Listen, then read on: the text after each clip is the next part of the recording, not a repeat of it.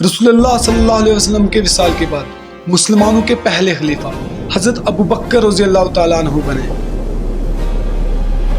लेकिन उस जमाने या कुरैश मक्का के लिहाज से ये कितनी अजीब बात थी कि मुसलमानों का सबसे पहला खलीफा कुरैश के सबसे कमजोर कबीले से बनाया गया।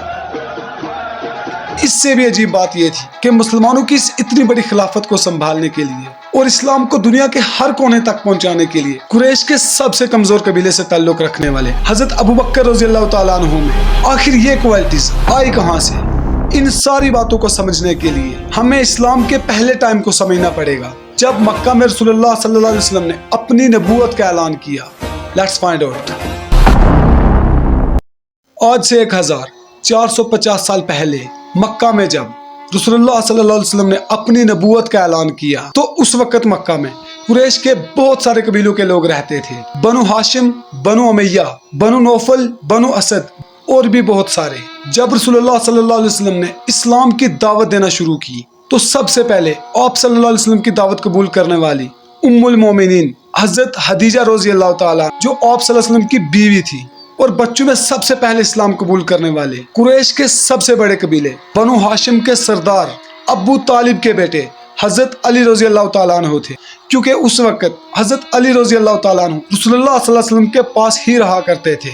ये दो तो थे आप सल्लल्लाहु अलैहि वसल्लम के अपने घर के लोग। इस्लाम सिर्फ रसूलुल्लाह के घर वालों के लिए नहीं था बल्कि इस्लाम तो पूरी दुनिया के लिए आया था और रसूलुल्लाह भी पूरी दुनिया के लिए आखिरी नबी थे। तो रसूलुल्लाह ने अपने घर के बाद कुरैश के सारे कबीलों को इस्लाम की दावत दी, सिर्फ एक अल्लाह की इबादत करने का हुक्म दिया और अल्लाह के अजाब से लोगों को डराया। लेकिन अफसोस कुरैश के सबसे बड़े और मुअज्जज कबीलों के सरदारों और लोगों में से किसी ने भी रसूलुल्लाह की बात नहीं मानी और इस्लाम कबूल नहीं किया, बल्कि उसी कुरैश के एक कबीला बनु तमीम से ताल्लुक रखने वाले 37 साल के एक नौजवान अब्दुल्ला बिन अबू कहाफा ने रसूलुल्लाह की पहली दावत पर इस्लाम कबूल किया। इस रूए जमीन पर मर्दों में सबसे पहले इस्लाम कबूल करने वाले कोई और नहीं बल्कि हजरत अबू बकर रज़ी अल्लाह तआला अन्हु थे।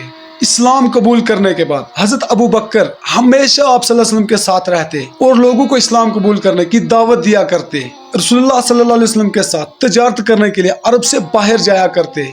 इंसानी तारीख का सबसे बेहतरीन सफर मेराज का सफर। मेराज के सफर पर हजरत अबू बकर रज़ी अल्लाह तआला अन्हु ने बिना किसी शक के रसूलुल्लाह सल्लल्लाहु अलैहि वसल्लम की तस्दीक फरमाई और आप सल्लल्लाहु अलैहि वसल्लम को सच्चा कहा। यही वजह है कि पूरी उम्मत मुस्लिमा आप रज़ी अल्लाह तआला अन्हु को सद्दीक के लक़ब से जानती है। हजरत अबू बकर रज़ी अल्लाह की दावत पर कुरैश मक्का के अमीर कबीले बनु उमैया से ताल्लुक रखने वाले हजरत उस्मान रज़ी अल्लाह तआला अन्हु रसूलुल्लाह सल्लल्लाहु अलैहि वसल्लम पर ईमान लाए। जब तक रसूलुल्लाह सल्लल्लाहु अलैहि वसल्लम मक्का में रहे तो हजरत अबू बकर रज़ी अल्लाह तआला अन्हु हमेशा रसूलुल्लाह के साथ रहे और जब मक्का से मदीना हिजरत करने का हुक्म मिला तो रसूलुल्लाह सल्लल्लाहु अलैहि वसल्लम ने हजरत अबू बकर रज़ी अल्लाह तआला अन्हु को लेकर मदीना हिजरत की। मदीना हिजरत करने के बाद हजरत अबू बकर रज़ी अल्लाह तआला अन्हु हमेशा आप सल्लल्लाहु अलैहि वसल्लम के साथ रहे और जब कुफार मक्का से जंग करने का टाइम आया तो भी हजरत अबू बकर हजरत मोहम्मद सल्लल्लाहु अलैहि वसल्लम के साथ थे। जंगे बद्र, उहद, खंदक, खैबर और बाकी सारी जंगों में हजरत अबू बकर रज़ी अल्लाह आप सल्लल्लाहु अलैहि वसल्लम के साथ शरीक हुए। यही वजह थी कि हजरत अबू बकर रज़ी अल्लाह आप सल्लल्लाहु अलैहि वसल्लम की जिंदगी के हर पहलू से वाकिफ थे। मतलब हजरत अबू बकर रज़ी अल्लाह को रसूलुल्लाह की सारी जिंदगी साथ रहने से वो सब बातें पता चल चुकी थी कि किस बात को किस तरह और किस मौका पर हैंडल करना है। ये सब हजरत अबू बकर अच्छी तरह जानते थे। मतलब 50-100 आदमियों के दरमियान किस तरह फैसला किया जाता है, औरतों पर मर्दों के क्या हकूक हैं, औलाद के माँ बाप पर क्या हकूक हैं, किसी कमजोर का हक कोई ताकतवर खा जाता उसके दरमियान किस तरह इंसाफ किया जाता है, मैदान जंग में जंग की प्लानिंग, ये सब बातें हजरत अबू बकर रज़ी अल्लाह तआला अन्हु ने रसूलुल्लाह सल्लल्लाहु अलैहि वसल्लम से सीखी थी। और इन्हीं सब बातों को सामने रखकर रसूलुल्लाह सल्लल्लाहु अलैहि वसल्लम के विसाल के बाद मुसलमानों ने हजरत अबू बकर रज़ी अल्लाह तआला अन्हु को अपना पहला खलीफा बनाया।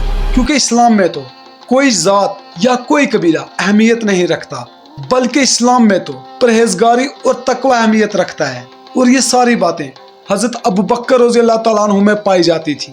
रसूलुल्लाह के विसाल के बाद हजरत अबू बकर ने हर काम वैसे ही किया जैसे रसूलुल्लाह सल्लल्लाहु अलैहि वसल्लम अपनी जिंदगी में किया करते। हजरत अबू बकर की खिलाफत में ही सबसे पहले इस्लाम अरब से बाहर गया اور پہلی بار عرب کی اس خلافت کی سرحدیں دنیا کے دو سپر پاور رومن امپائر اور پرشین امپائر سے جا ملی۔ حضرت ابوبکر کی خلافت میں پہلی بار عراق کے بہت ہی امپارٹنٹ پروونس کویت اور اس کے آس پاس کے علاقوں پر مسلمانوں نے قبضہ کیا، کیونکہ پرشینز تو مدینہ پر حملہ کر کے مسلمانوں کو ختم کرنے والے تھے۔ عراق پر حملہ کرنے سے حضرت ابوبکر کو یہ کلیئر پتا چل گیا تھا کہ اب پرشینز مسلمانوں پر کبھی بھی حملہ کرنے کی اوقات نہیں رکھیں گے۔ لیکن دوسری طرف رومن امپائر جو اس موقع کی تلاش میں تھے کہ کب موقع ملے اور ہم مسلمانوں پر حملہ کریں۔